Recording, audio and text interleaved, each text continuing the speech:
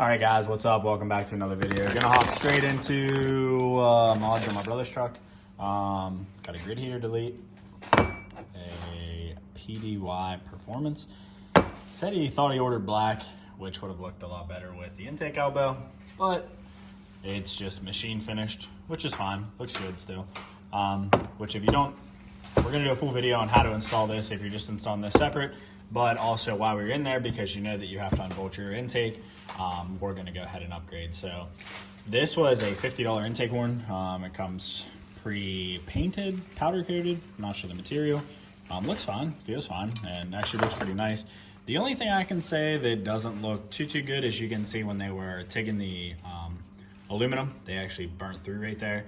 But if you look on the outside, they cleaned it all up. So it shouldn't be an issue at all. And hopefully we can get the factory one off and compare the two. But I'll go ahead and show you guys what the engine bay looks like.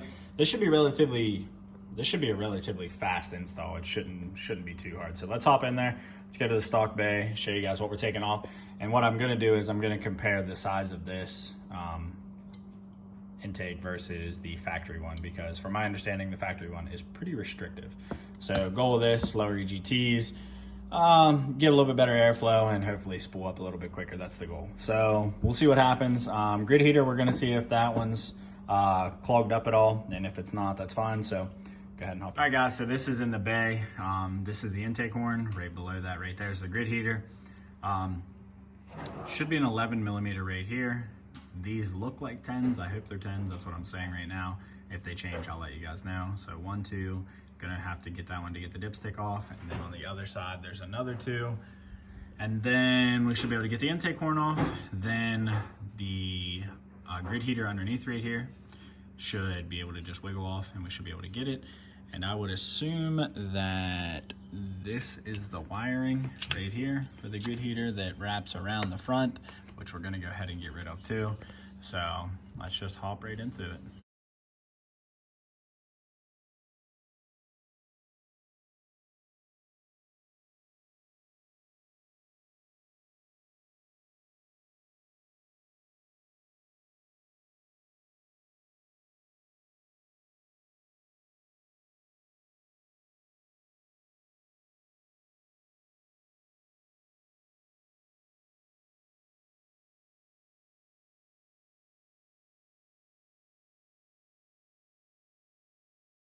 All right, guys, so got that off. I was right. It was 10mm, one up here, and then the coupler down there was an 11. Wasn't too bad. The grid heater looks like it's in actually pretty good shape. Should be able to give this a little, probably gonna have to give it a little bit of force to get it off. Go ahead and move that. Then we're gonna disconnect those 2 lines on there, and then get rid of that whole electronic. So gonna do that, but first I'm gonna go back there and compare the 2 sizes of those and then go from there. All right, guys, so we got the stock one off. This is the inside on how choked down it is. This side, I mean, you can just tell, but I think it's funny that on these they say FAC, by the way. I don't know why it says that, but I'm sure there's a reason. Anyway, you can tell they're definitely a pretty huge difference in airflow. So hopefully EGTs are gonna be a lot down with this. All right, guys, so got this off the cylinder head, the, oh my God, grid heater. And I will say, just due to the fact that this has never been off, I had to use a hammer and give it a little bit of force, but you can see on the inside there, a little bit of debris. We're gonna take a shot vac, we're gonna clean that up. I'm gonna stuff a rag down in there, and I'm gonna clean the surface of this really well before I put the new gasket on, and then just reassemble.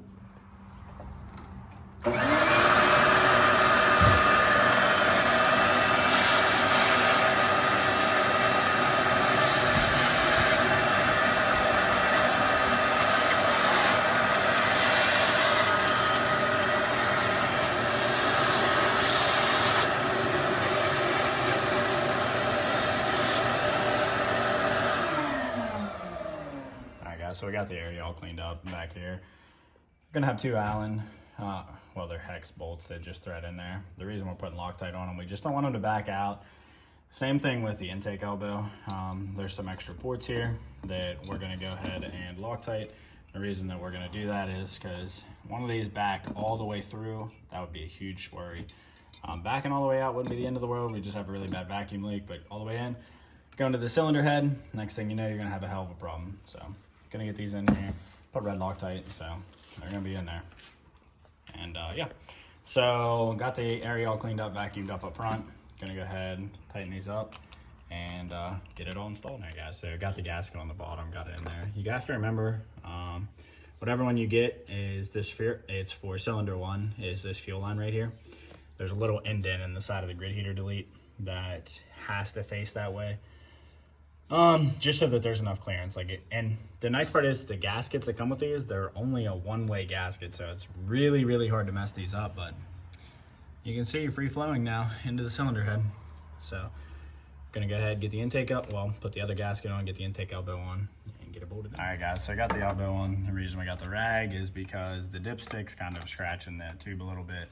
So we're just kind of keeping that off till we get the bracket on. Grid heater in, 2 gaskets. I mean, guys, this is super, super easy.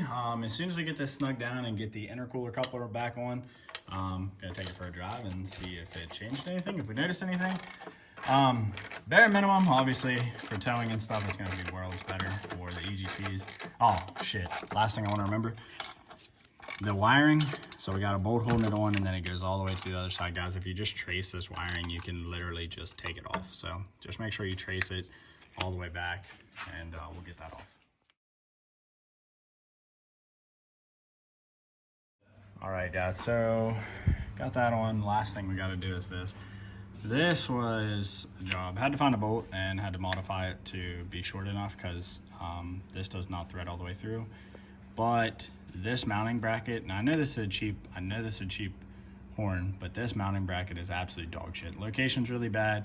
It moves the line so far over that it's actually touching the back of that clip, which I'm not huge on. I don't think it's gonna do anything. It's just irritating. Like, if it would have been shifted over this way just a little bit, and then maybe this bracket been like taller, it would have been better. But it is what it is. I mean, when you pay $50 for a horn, that's what you get. But if you're gonna buy this, just keep that in mind.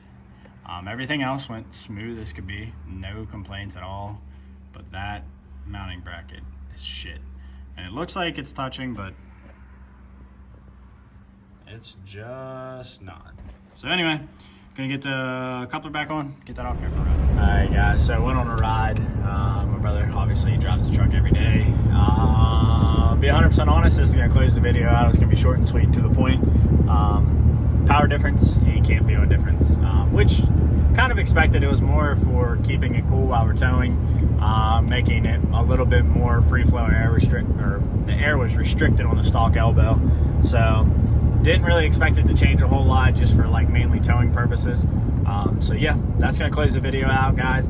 If I was gonna rate the elbow, with the exception of the bracket for the dipstick, it's a nice piece. Like, it bolts right on, everything's fine. But that dipstick bracket is absolute dog shit. That gets 0 out of 5, and the elbow itself gets like 4.